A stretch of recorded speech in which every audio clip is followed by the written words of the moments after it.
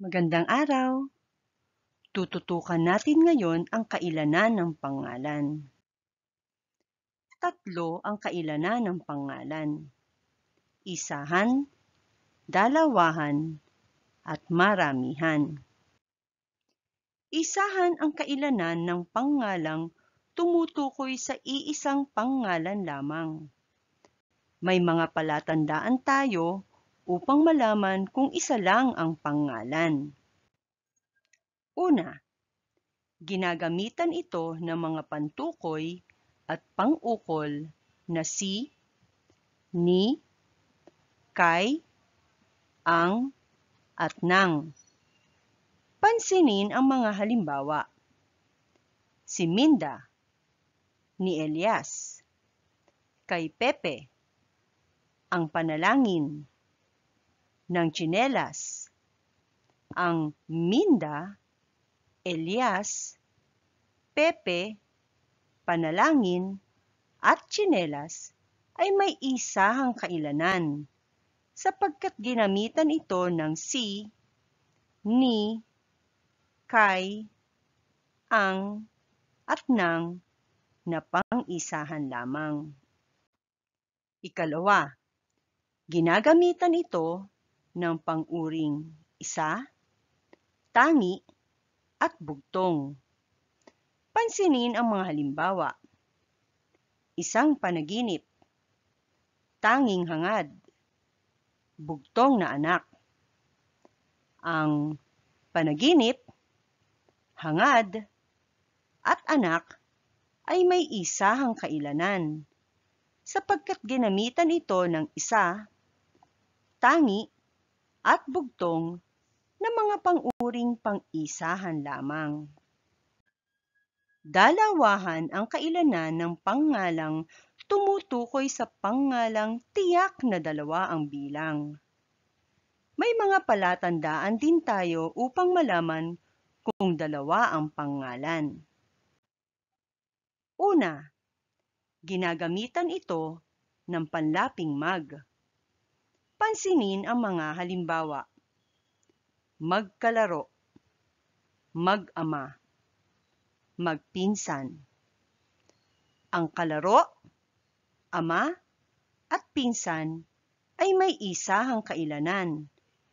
Pero dahil sa kinabitan ito ng mag, nangangahulugan itong dalawa ang taong tinutukoy.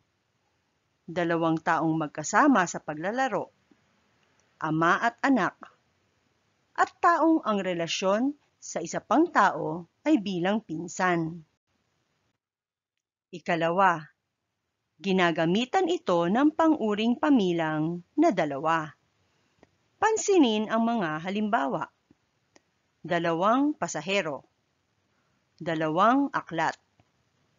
Ang pasahero at aklat ay may dalawahang kailanan sapagkat malinaw na binanggit kung ilan ang mga ngalang ito. Dalawa ang nakisakay sa sasakyan at dalawa rin ang libro. Maramihan ang kailanan ng pangalang tumutukoy sa pangalang tatlo o higit pa ang bilang. May mga palatandaan din tayo upang malaman kung maramihan ang kailanan ng pangalan. Una, ginagamitan ito ng mga pantukoy at pang-ukol na sina, nina, kina, ang mga, at ng mga. Pansinin ang mga halimbawa. Sina Anton, Belen, at Carding. Nina Donnie, Elena, Faith, at Gina. Kina Hector, Ignacio, at Joseph. Ang mga tagumpay ng mga puno. Ang Anton, Belen, Carding ay maramihan ang kailanan.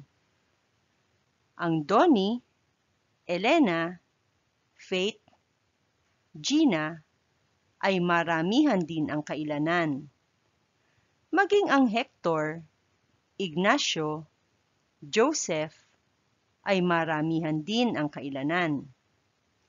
Ang pangalang tagumpay, pati na rin ang puno, ay maramihan din ang kailanan. Ang pagkakagamit ng mga pantukoy at pang-ukol na sina, nina, kina, ang mga, at ng mga ang nakatulong upang malaman nating maramihan ito. Ikalawa, ginagamitan ito ng panlaping mag na ikinakabit sa pangngalang inuulit ang unang pantig. Pansinin ang mga halimbawa. Magkakalaro, mag-aama, magpipinsan. Ang kalaro ay may isahang kailanan. Ang magkalaro ay may dalawahang kailanan. Ang magkakalaro ay may maramihang kailanan dahil ginamitan ito ng panlaping mag at inulit ang unang pantig na ka ng salitang kalaro. Ang ama ay may isahang kailanan. Ang mag-ama ay may dalawahang kailanan. Ang mag-aama ay may maramihang kailanan dahil ginamitan ito ng panlaping mag at inulit ang unang pantig na a ng salitang ama. Ang pinsan ay may isahang kailanan. Ang magpinsan ay may dalawahang kailanan. Ang magpipinsan ay may maramihang kailanan dahil ginamitan ito ng panlaping mag at inulit ang bahagi ng unang pantig na pin ng salitang pinsan. Hindi natin ginagawang magpin-pinsan ang pagkakabuo nito. Ang inuulit lang natin ay ang unang katinig at patinig ng unang pantig ng salita. Ikatlo, ginagamitan ito ng pang-uring marami, sari-sari, at iba-iba. Pansinin ang mga halimbawa. Maraming solusyon. Sari-saring ideya. Iba-ibang hugis. Ang pangngalang solusyon, ideya, at hugis ay may maramihang kailanan dahil sa pagkakagamit ng mga pang-uring ito. Ika-apat, ginagamitan ito ng pang-uring inuulit ang unang pantig ng salitang ugat. Pansinin ang mga halimbawa. Malalalim na salita. Masisipag na driver. Ang pangngalang salita at driver ay may maramihang kailanan. Sa halip na ang pang-uri ay malalim, inulit natin ang unang pantig na la ng salitang lalim. Sa halip na ang pang-uri ay masipag, inulit natin ang unang pantig na si ng salitang sipag. Narito ang pinagkunan ng disenyo para sa video na ito. Salamat!